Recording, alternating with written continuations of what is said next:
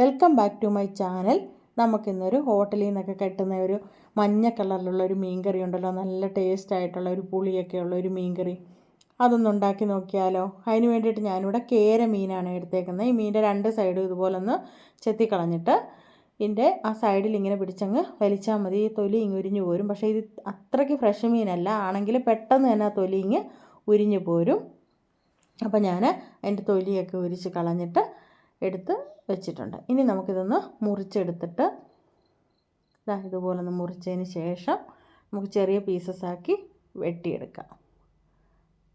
ഞാനവിടെ കുടംപുളി വെള്ളത്തിലിട്ടിട്ടുണ്ട് ഇത് കഴുകിയെടുക്കാനായിട്ട്. നല്ലതുപോലെ ഞാനെല്ലാം വെള്ളമൊക്കെ ഒഴിച്ച് കഴുകി, കുടംപുളിയുടെ വെള്ളമൊക്കെ ഒഴിച്ച് കഴുകി വെച്ചിട്ടുണ്ട്. ഇനി ഇതിനൊരു അരപ്പ് തയ്യാറാക്കണം. അതിന് വേണ്ടിയിട്ട് തേങ്ങ, ചെറിയ ഉള്ളി, വെളുത്തുള്ളി, ഇഞ്ചി, പച്ചമുളക്, കറിവേപ്പില, തക്കാളി ഇത്രയും എടുത്ത് വെച്ചിട്ടുണ്ട്. ഇനി നമുക്കൊരു മിക്സിയുടെ ജാറിലേക്ക് തേങ്ങ, വെളുത്തുള്ളി, ചെറിയ ഉള്ളി ഇട്ട് കൊടുത്തു. പിന്നെ 1 ടീസ്പൂൺ മഞ്ഞൾപ്പൊടി, 1 ടീസ്പൂൺ മല്ലിപ്പൊടി, 1 ടീസ്പൂൺ മുളക് പൊടി, 1/2 ടീസ്പൂൺ കുരുമുളക് പൊടി ഇത്ര ഇട്ട് കൊടുത്തു. ഇട്ട് കൊടുത്തതിന് ശേഷം ഞാൻ ഇതിനകത്തേക്ക് 2 തണ്ട് കറിവേപ്പിലയും കൂടെ ഇട്ട് കൊടുത്തു. എന്നിട്ട് നല്ലതുപോലെ ഒന്ന് അരച്ച് ഈ പരുവത്തിന് മഷി പോലെ അരയണം. അതുപോലെ ഒന്ന് അരച്ച് കൊണ്ടുവച്ചിട്ടുണ്ട്. ഇനി നമുക്കൊരു ചട്ടിക്കകത്തേക്ക് അരപ്പൊക്കെ ഒന്ന് ഇട്ട് കൊടുക്കാം. ഇട്ടതിന് ശേഷം ഞാൻ വെള്ളം ഒഴിച്ചു കൊടുത്തു. അതിൻ്റെ കൂടെ ഇഞ്ചി, ചെറുതായിട്ട് കീറിയ ഇഞ്ചി, കറിവേപ്പിലയും പച്ചമുളക് കൂടുതൽ വേണം ഇതിന്. പിന്നെ മുളക് പൊടി ഞാൻ കാശ്മീരി ചില്ലിയാണ് ഇടുന്നത്, എങ്കിലും പച്ചമുളക് കൂടുതലിടണം. കുടംപുളിയും കൂടി ഇട്ട് കൊടുത്തിട്ടുണ്ട്. ഇട്ട് കൊടുത്തതിന് ശേഷം നല്ലതുപോലെ ഒന്ന് ഇളക്കിയിട്ട് നമുക്ക് അടുപ്പത്ത് വയ്ക്കാം. അടുപ്പത്ത് വെച്ച് ഗ്യാസിൻ്റെ ഫ്ലെയിമൊക്കെ ഒന്ന് ഓണാക്കി കൊടുത്തിട്ടുണ്ട്. ഞാനതിൽ ഉപ്പും കൂടി ചേർത്ത് കൊടുത്തായിരുന്നേ. ഇനി നമുക്ക് ഇതൊന്ന് അടച്ച് വയ്ക്കാം. മൂടിയൊക്കെ വെച്ച് അടച്ചു. ഒന്ന് തിളച്ച് വന്നിട്ടുണ്ട്. തിളച്ച് വന്നപ്പോഴത്തേനും നമുക്ക് അതിനകത്തേക്ക് മീനിൻ്റെ കഷ്ണങ്ങൾ പെറുക്കി ഇട്ട് കൊടുക്കാം. ഇട്ട് കൊടുത്തിട്ടുണ്ട്. ഇതുപോലെ ഇട്ട് കൊടുത്തതിന് ശേഷം നമുക്ക് ഇതൊന്ന് ഇളക്കി കൊടുക്കാം. ഇളക്കിയതിന് ശേഷം നമുക്ക് ഒന്ന് മൂടിയൊക്കെ ഒന്ന് അടച്ച് വെക്കണം. അടച്ച് വെച്ചിട്ട് ഇനി അത് അവിടെ നിന്ന് നല്ലതുപോലെ തിളച്ച് ഒന്ന് വറ്റി വരട്ടെ. ആ സമയത്ത് നമുക്ക് ഒരു തക്കാളിയില്ലേ, ആ തക്കാളിയും കൂടെ ഒന്ന് മിക്സിയുടെ ജാറിലിട്ടൊന്ന് അരച്ച് കൊണ്ടുവരണം. തക്കാളി വേണ്ട ഞാൻ അരച്ച് ഇവിടെ കൊണ്ടുവച്ചിട്ടുണ്ട്. ഇനി നമുക്ക് കറിയൊക്കെ ഒന്ന് നോക്കാം. കറിയൊക്കെ ഒന്ന് വറ്റി വന്നിട്ടുണ്ട്, കണ്ടോ.